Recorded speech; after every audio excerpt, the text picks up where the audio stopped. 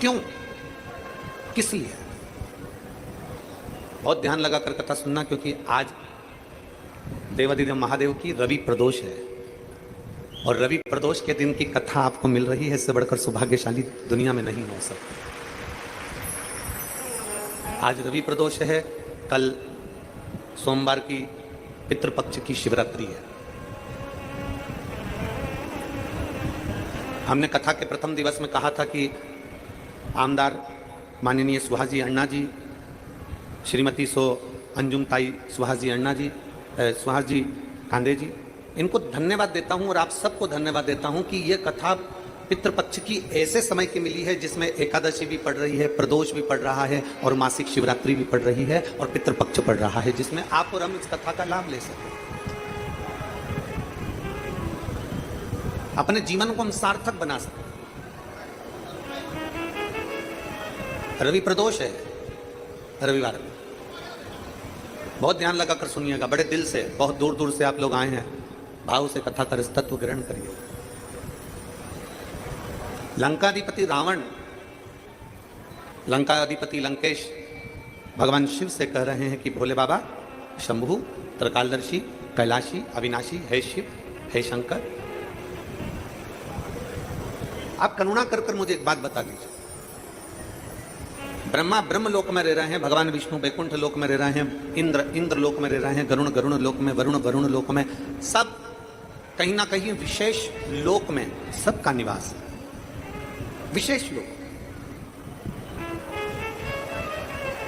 पर हे शिव, हे शंकर, हे ओघड़दानी, आप किसी विशेष लोक में ना जाकर आप मृत्यु लोक के अधिपति क्यों बने?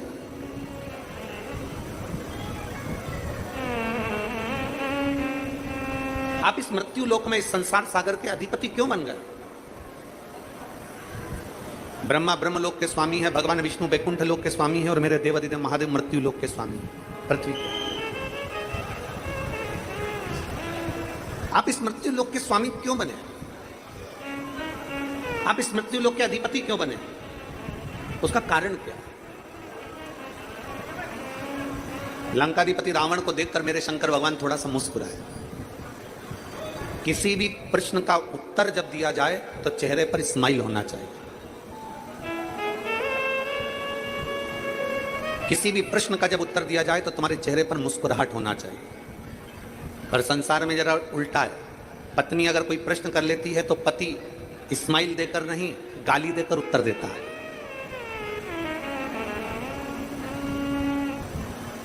और अगर पति ने पत्नी से अगर प्रश्न कर लिया तो पत्नी उत्तर देती है तो मुंह फुलाकर उत्तर देती है, थोड़ा उल्टा है। पर शिव महापुराण की कथा कर रही है कि जब भी प्रश्न का उत्तर देने का समय आए, लंकाधिपति रावण ने भगवान शंकर से जब प्रश्न करा तो देवाधिदेव महादेव भगवान शिव ने प्रसन्नता में उत्तर दिया, प्रसन्नता में उत्तर दिया, प्रसन्न होकर उत्तर दिया। कोई प्रश्न करे और प्रश्न करने में आप उत्तर मिल रहा है, आपको उत्तर दिया जा रहा है, वो उत्तर में आपके चेहरे की प्रसन्नता, आपके चेहरे की स्माइल हो, आपके चेहरे पर खुशी हो। और जब कोई प्रश्न का उत्तर केवल मुस्कुरा कर अगर दे दिया जाता है तो आधे से ज्यादा उत्तर तो चेहरे की मुस्कुराहट पर ही निर्भर कर जाता है। प्रसन्न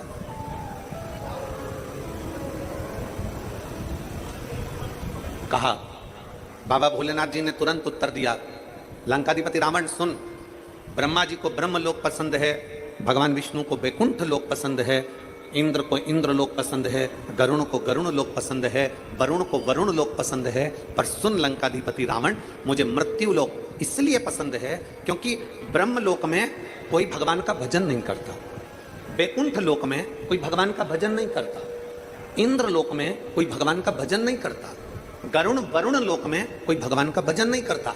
केवल एक मृत्यु लोक ऐसा है, शंकर जी कहते हैं, यहां जन्म लेने वाला मनुष्य मुख से आते जाते कम से कम भगवान का नाम ले लेता है, इसलिए मुझे मृत्यु लोक प्रिय, इसलिए मुझे ये मृत्यु लोक अति प्रिय है। मृत्यु लोक का रहना अति प्रिय लगता है, अति प्रिय। और आते भी राम कहो जाते भी राम कहो, सुबह और शाम कहो, जय जय सीता राम। मृत्यु लोक भगवान शंकर को इसलिए प्रिय है क्योंकि मृत्यु लोक में मनुष्य कभी थक कर भी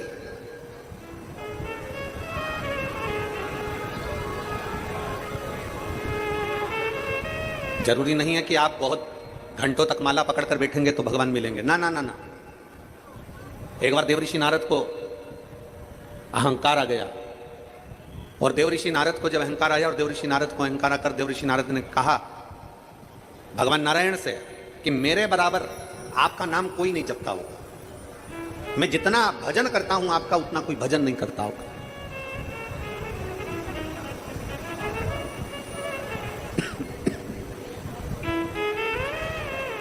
मैं जितना भजन कर रहा हूं आपका उतना कोई भजन नहीं करता होगा, जितना मैं नाम जप रहा हूं उतना कोई नाम नहीं जपता होगा, जितना मैं स्मरण कर रहा हूं उतना कोई स्मरण नहीं करता होगा,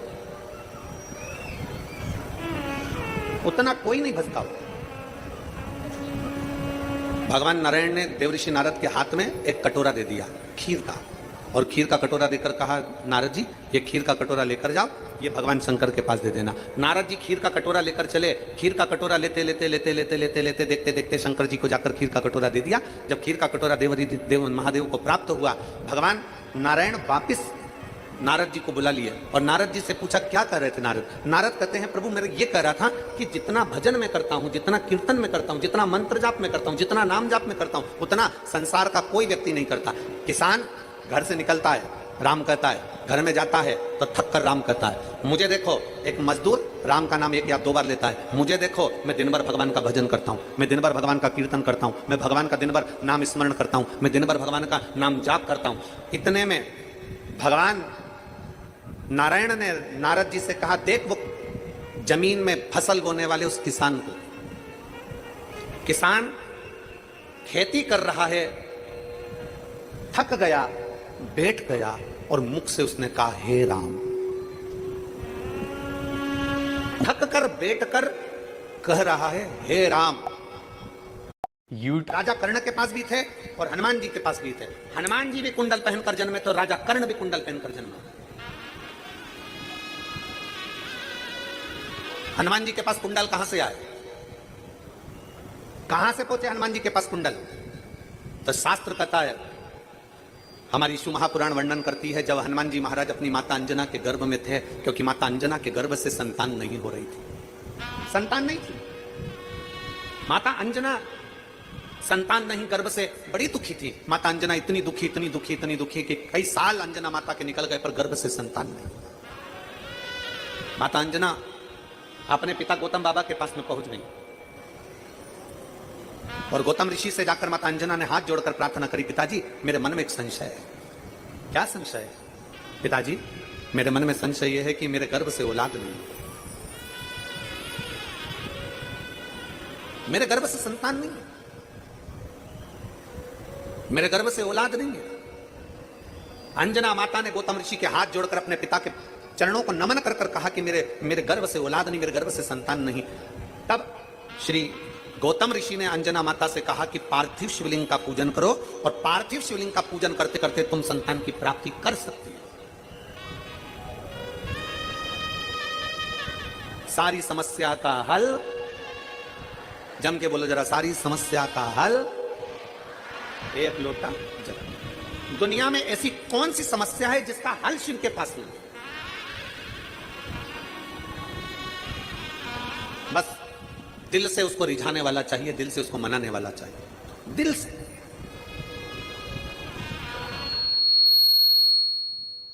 अगर दिल से रिझाने वाला है, दिल से मनाने वाला है तो शिव आपके करीब में है, शंकर आपके नजदीक में है। अंजना पार्थिव शिवलिंग का निर्माण करो, पार्थिव शिवलिंग का निर्माण कर कर पूजन करो। अंजना माता ने पार्थिव शिवलिंग का निर्माण कर कर पूजन करना प्रारंभ करा। पार्थिव शिवलिंग का निर्माण करते करते करते करते पूरा 1 वर्ष अंजना माता का नियम था, मासिक शिवरात्रि आती थी और पार्थिव शिवलिंग का पूजन करती थी। मासिक शिवरात्रि आती, प्रतिदिन भगवान शंकर की आराधना में लीन होती जाती। मां शिवलिंग की आराधना में डूब गई, भगवान शंकर की आराधना में डूब गई मां। जितने इस पवित्र पावन प्रांगण में बैठकर कथा सुन रहे हैं, नांदगांव की इस भूमि पर और जितने लोग आस्था चैनल पर, फेसबुक, यूट्यूब पर कथा श्रवण कर रहे हैं, ध्यान रखना कल जो शिवरात्रि है वो शिवरात्रि तुम्हारी चूकना नहीं चाहिए।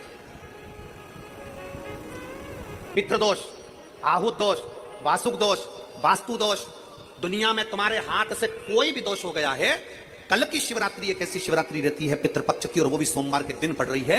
ऐसी शिवरात्रि होती है जिसका केवल स्मरण मात्र कर लेने से हमारे सारे दोष समाप्त हो जाते हैं। आपको हमने बताया था कि अगर विवाह नहीं हो रहा हो तो घृत का प्रयोग, संतान की प्राप्ति नहीं हो रही हो तो घृत का प्रयोग। और एक बात और कहना चाहेंगे, जो बच्चा आगे बढ़ना चाहता है, जिसने सोच लिया कि मुझे कुछ करना है, और करता कौन है? कोई अलग से भगवान किसी को पैदा करके संसार में नहीं भेजता, अपनी क्वालिटी अपने को खुद निखारना पड़ता है।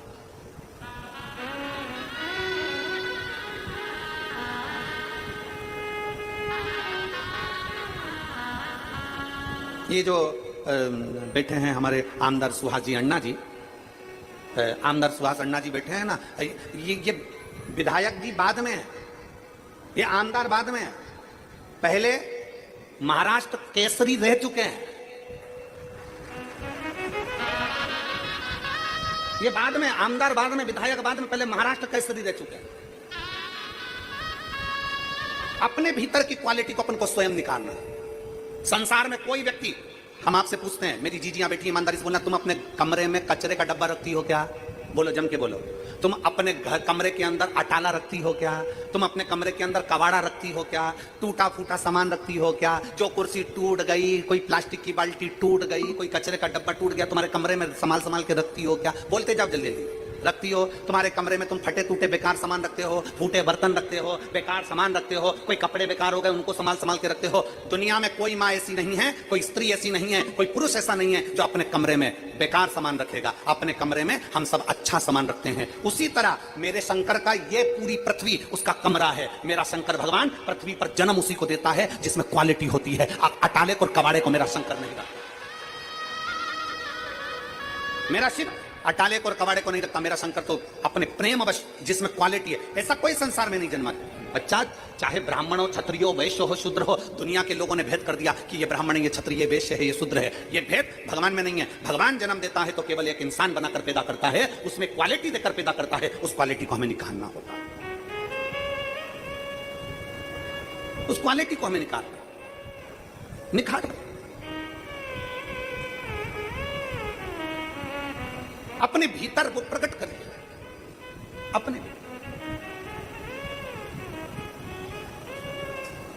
पितृपक्ष के अवसर पर नवयुवक बेटा बेटियों से निवेदन करूंगा, तुम में वो क्वालिटी है। अच्छी मेहनत करो, खूब पढ़ो, चौगनी मेहनत करो। और चौगनी मेहनत के साथ में कल जो शिवरात्रि है, उस शिवरात्रि पर एक दुर्वा, धूप जानते हो? बोलो तो जम के। धूप, एक दुर्वा बेलपत्री के ऊपर रखकर केवल घृत का छोटा सा भाग दुर्वा में लगाकर, एक उंगली उस दुर्वा में लगाकर अपने हृदय की कामना करके, मेहनत चौगनी करना है, पढ़ाई चौगनी करना है, काम चौगना करना है। और दुर्वा और बेलपत्र अशोक सुंदरी वाली जगह पर जब रखें तो डंडी का मुख उत्तर की ओर हो और उसको अशोक सुंदरी वाली जगह पर रख दे। अगली यही पितृपक्ष की जब शिवरात्रि आए तो हमको लिख कर भेजना कि मेरे बाबा ने तुम्हारा हाथ पकड़कर तुमको ऊपर चढ़ाया कि नहीं चढ़ाया। मेरा शिव आगे बढ़ाया कि नहीं बढ़ाया। शंभु शंकर ओघड़दान त्रिकालदर्शी कैलाशी अविनाशी। Direct funds or regular funds, the right choice can get you up to 1% extra return. अधिपति रावण ने भगवान शंकर से फिर करा, बाबा हे ओघड़दानी, हे त्रिकालदर्शी, है कैलाशी, है अविनाशी, है शिव, हे ओघड़ी, मेरा दूसरा प्रश्न यह है, मान लो संसार में मृत्यु लोक में किसी का जन्म हो गया, मान लो मृत्यु लोक में कोई जन्म ले लिया, मृत्यु सागर में अगर कोई पैदा हो गया, और मान मृत्यु लोक में अगर कोई जन्म ले लिया, मृत्यु सागर में अगर कोई पैदा हो गया, और मान लो उसने शंकर की भक्ति नहीं करी। अब इस बात को जरा बहुत ध्यान से समझिएगा।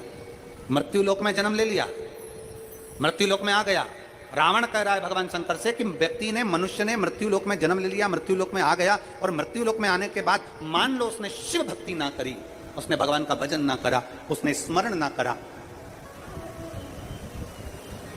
तो क्या पृथ्वी पर जन्म लेने वाला वो मानव आखिरी में नरक का भोग भोगता है, आखिरी में नरक का भोग भोगता है। भगवान देवाधिदेव महादेव फिर मुस्कुराए, बात मेरे शिव फिर मुस्कुराए। अभी आपको कथा के माध्यम से कहा था कि प्रश्न कोई भी हो उसका उत्तर मुस्कुरा कर दिया जाए, प्रश्न कोई भी हो उसका उत्तर मुस्कुरा कर दिया जाए। शंकर भगवान फिर मुस्कुराए और मुस्कुराकर बाबा देवाधिदेव महादेव ने कहा, सुनो लंकाधिपति रावण, 21,600 श्वास मनुष्य के शरीर से प्रतिदिन निकलती है। 3.5 करोड़ रोम छिद्र इस मनुष्य के शरीर में होते हैं, 3.5 करोड़। रावण, लंकाधिपति लंकेश, सुनो, 21,600 श्वास प्रतिदिन शरीर से निकल रही है और 3.5 करोड़ रोम छिद्र इस मानव के शरीर में है। 21,600 श्वास जब मनुष्य के शरीर से निकलती है तो सुनो लंकाधिपति रावण, जब मानव जन्म ले रहा था, मैंने अपना अर्धनारीश्वर स्वरूप का जब दर्शन दिया था ब्रह्मा जी के सामने, मैं अर्धनारीश्वर स्वरूप के दर्शन में जब सामने प्रकट हुआ था, ब्रह्मा जी ने जब मेरे अर्धनारीश्वर स्वरूप का दर्शन किया था, आधा पुरुष आधा स्त्री, आधा पुरुष आधा स्त्री का दर्शन जब ब्रह्मा जी ने किया था, तब ब्रह्मा जी के मन में भी एक संशय जागृत हो गया था।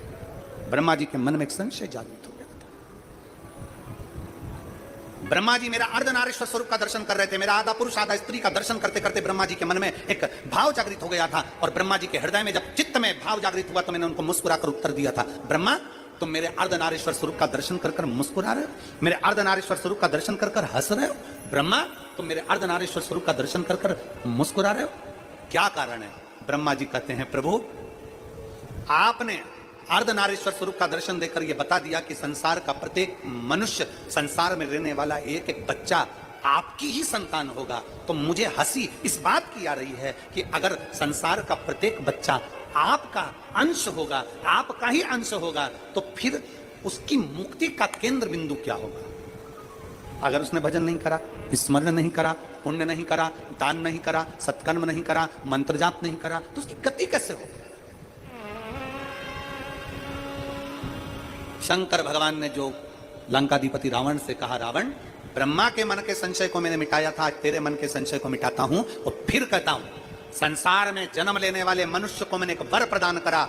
मां के गर्भ में जब बच्चा आएगा, एक पिंड की आकृति में आएगा, और पिंड की आकृति में जब बच्चा मां के गर्भ में आएगा, जब बच्चा माता के गर्भ से जन्म लेगा, मां के गर्भ से जब वो जन्म ले लेगा, माता के गर्भ से जब वो बाहर निकल जाएगा, जन्म लेते से ही बच्चा जब श्वास लेना प्रारंभ करेगा, 21,600 श्वास प्रत्येक मनुष्य के शरीर से निकलेगी। तब भगवान शंकर कहते हैं, रावण लंकाधिपति, मैंने जन्म लिए बच्चे के उस श्वास में ओम शब्द को अंकित कर दिया है, इसलिए जो जन्म लेता है वो जन्म से ही भगवान शिव का मंत्र जाप करना प्रारंभ कर देता है।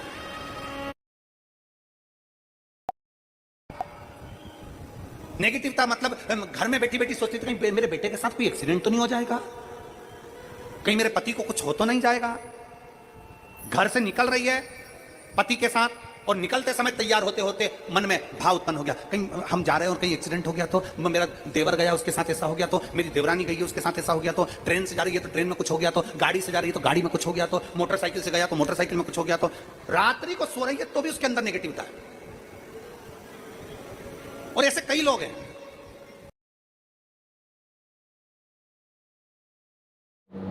श्री शिवाय नमस्तुभ्यम। हर हर महादेव। पूज्य पंडित प्रदीप जी मिश्रा के श्रीमुख से, अगर आपके मन में कभी भी कोई गलत विचार आते हैं तो उसके लिए अचूक उपाय बताए गए हैं।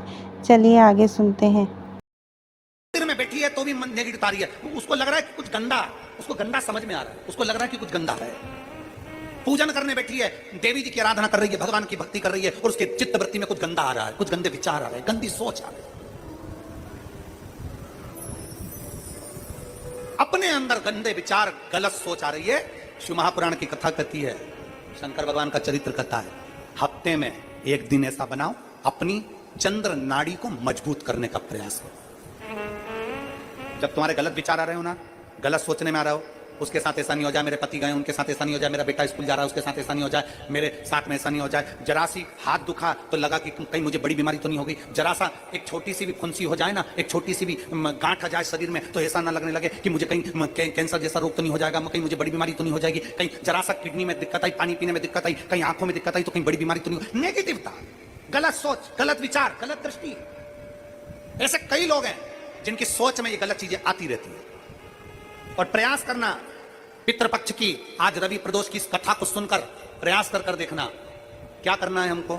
अगर ऐसे गलत विचार आ रहे हैं, गलत सोच आ रही, गलत दृष्टि आ रही, गलत विचार हमारे भीतर आ रहे हैं, गलत सोच हमारे भीतर आ रही है, तो एक काम करो, एक बेलपत्र लीजिए, सावधानी से समझ लेना, एक बेलपत्र लीजिए और उस बेलपत्र की ये जो 2 डंडी है और एक बीच की डंडी है, इसके मध्य की जो जगह है, चैनल वाले अगर दिखा रहे होंगे तो आप लोगों के स्मरण में होगा, बीच की पत्ती और ये 2 पत्ती के बीच में जो जगह होती है, इस बीच वाली जगह पर पीला चंदन पूरे तरह से उसका लेपन कर लीजिए, पूरे तरह से पूरी चंदन से लेपन कर लो बीच की जगह को।